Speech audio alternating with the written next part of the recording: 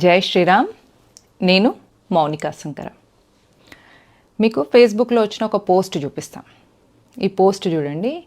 ఈమె ఒక పాస్టర్ అమ్మ అన్నట్టు. పాస్టర్ అమ్మ అంటే చర్చిలో పాస్టర్ ఉంటారు, తర్వాత పాస్టర్ పిల్లం పాస్టర్ అమ్మ అవుతుంది అనమాట. అయితే మామూలుగా హిందుత్వంలో ఉంటే ఎవరి జాబ్ వాళ్ళు చేసుకోవాలి. అదే ఒక చర్చికి పాస్టర్ అయిన అనుకోండి, ఏమవుతుంది, ఆ చర్చికి ఎవరెవరైతే వస్తారో వాళ్ళందరూ 100 రూపాయలు సంపాదిస్తే అందులో 10 రూపాయలు చర్చికి ఇవ్వాలి. అది క్రిస్టియానిటీకి ఉన్న ఒక మత సిద్ధాంతం అన్నమాట. దాన్నే దశమ భాగం అంటారు. మా ఫ్రెండ్ వాళ్ళ చెల్లె ఫ్రెండ్కి ఒక సంబంధం వచ్చింది.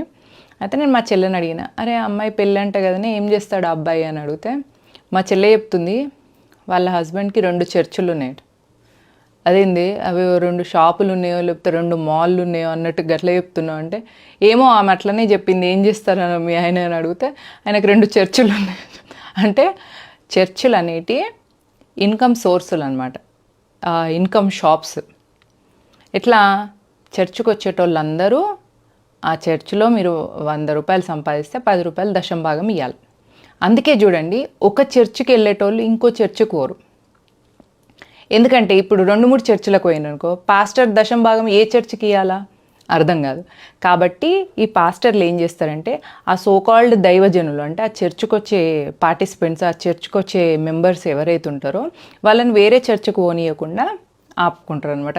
సో చర్చిలో ఉన్న పాస్టర్లు, అన్ని చర్చిల పాస్టర్లందరికీ ఒక సిండికేట్ ఏమని ఉంటుందంటే, నీ చర్చికి వచ్చే సభ్యులు నీకే, నా చర్చికి వచ్చే సభ్యులు నాకే. ఎందుకంటే వాళ్ళు ఇచ్చే దశం భాగాలు, నీ దశం భాగం నీకే, నా దశం భాగాలు నాకే. మనం దశం భాగాల విషయంలో సీరియస్గా ఉండాలి అనేది వాళ్ళ డిస్కషన్ అనమాట. అయితే ఇప్పుడు ఈ పోస్ట్ గురించి నేను ఎందుకు చెప్తున్నా అంటే, వీళ్ళు హిందువులు కొందరు మనీ ఇన్కమ్ సోర్స్ కోసం అని చెప్పేసి అట్లా క్రిస్టియన్స్గా మతం మారి మన వాళ్ళను, హిందువులని, అమాయకులను కన్ఫ్యూజ్ చేసి వాళ్ళ మతం వైపు మార్చుతారు. ఈ లైఫ్లో ఏమైనా ప్రాబ్లమ్స్ ఉన్న వాళ్ళను, నువ్వు చర్చికి రా, నీకు ఈ దేవుణ్ణి నమ్ముకో, నీ ప్రాబ్లమ్స్ పోతే పోయిన వెంటనే నువ్వు ఈ దేవుణ్ణి నమ్ముకోవాలని చెప్తారు.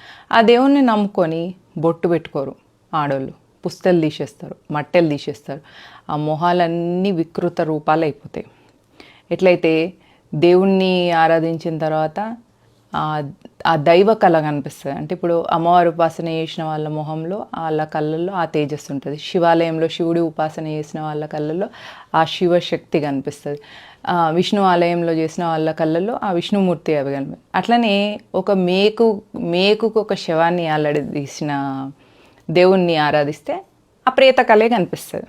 అందుకనే చూడండి, వాళ్ళ మొహాలన్నీ ప్రేత కళ కనిపించుంటాయి.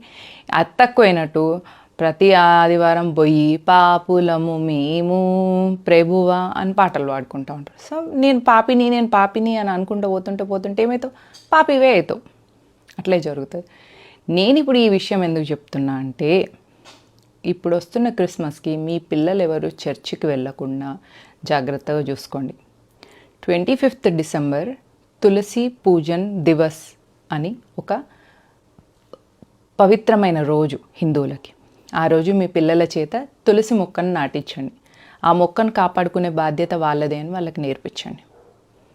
మీ పిల్లలు ఒకసారి చర్చికి వెళ్ళడం అలవాటైందంటే, ప్లెయిన్ స్లేట్ మీద వాళ్ళ లైఫ్ ఉన్నప్పుడు వాళ్ళ బ్రెయిన్స్లో ఏవి ఎక్కిస్తే అట్లే జరుగుతాయి. నేను మొన్న ఒక ఫ్యామిలీని కలవడానికి వెళ్ళిన, వాళ్ళ 2 అమ్మాయిలు సెయింట్ ఆన్సో సెయింట్ జాన్సో ఏదో స్కూల్లో చదువుకున్నారు. 9th క్లాస్ నుంచి వెళ్ళి ఇప్పుడు ఇంజనీరింగ్కి వచ్చిండ్రు. వాళ్ళకి 9th క్లాస్ నుంచి వెళ్ళే వాళ్ళ మీద వాళ్ళ టీచర్ ఇన్ఫ్లుయెన్స్తోని 2 అమ్మాయిలు కూడా క్రిస్టియానిటీకి వెళ్ళిపోయినారు. బొట్టు పెట్టుకోరంట. బొట్టు పెట్టుకుంటలేరు, ఫ్యాషన్ ఏమో అనుకొని ఊరుకున్నారంట తల్లిదండ్రులు. కానీ 2 ఆడపిల్లలు కూడా ప్రతి ఆదివారం చెప్పకుండా అమ్మా నాన్నకు చర్చికి వెళ్తున్నారు. వాళ్ళ తల్లిదండ్రులు ఏడ్చి మొత్తుకొని నన్ను పిలిచి కౌన్సిలింగ్ ఇవ్వమని చెప్తే, నేను ఒకసారి వాళ్ళ పిల్లలు లేనప్పుడు వాళ్ళ బెడ్రూమ్లోకి వెళ్ళి వాళ్ళ బుక్స్ అన్నీ తీసి చూసిన అనమాట. వాళ్ళ బుక్కుల మీద ప్రైజ్ ద లార్డ్ అని చెప్పేసి 9th క్లాస్ టెక్స్ట్ బుక్స్ మీద ఉన్నది. అంటే 9th క్లాస్ నుంచి వాళ్ళ మీద క్రిస్టియానిటీ ప్రభావం ఉంటే ఇంజనీరింగ్కి వచ్చిన తర్వాత తల్లిదండ్రులకు తెలిసింది. కాబట్టి నేను చెప్పేది ఏంటిదంటే, మీ పిల్లలు ఏం చేస్తున్నారు, వాళ్ళకు ఒక కొత్త బుక్ కొనిచ్చి వాళ్ళు దాని మీద ఏం రాస్తున్నారు, శ్రీ మహాగణాధిపతే నమః అని రాసుకున్నా, జై శ్రీరామ్ అని రాసుకున్నా వాళ్ళు మన ట్రాక్లో ఉన్నట్టు. ప్రైజ్ ద లార్డ్ అనేటివి రాయకుండా చూసుకోండి. మీ పిల్లల్ని కాపాడుకోండి. ఎందుకంటే వాళ్ళు ఒకసారి మతం మారినంటే మీకు తల కొరివి కూడా పెట్టరు. ఎందుకంటే క్రిస్టియానిటీలో కన్వర్ట్ అయిన తర్వాత తల్లిదండ్రులకు తల కొరివి పెట్టకూడదు. So be a Hindu. మీ పిల్లలకు హిందుత్వం గురించి చెప్పండి. ఈ సంస్కృతికి వారసులుగా పుట్టడమే ఒక గొప్ప అదృష్టం. అందులో భారతదేశంలో హిందువులుగా పుట్టడం ఇంకా అదృష్టం. హిందూగా పుట్టి క్రిస్టియానిటీలకి మతం మారడం అంటే ఎంబీబీఎస్ చదివి మెడికల్ షాప్ పెట్టుకున్నట్టు. సో మీ లైఫ్లో అప్గ్రేడ్ అవ్వాలి కానీ డిగ్రేడ్ అవ్వద్దు. Be a Hindu, be proud to be a Hindu. 25th December Tulsi Pujan Diwas day. జై హింద్, జై భారత్.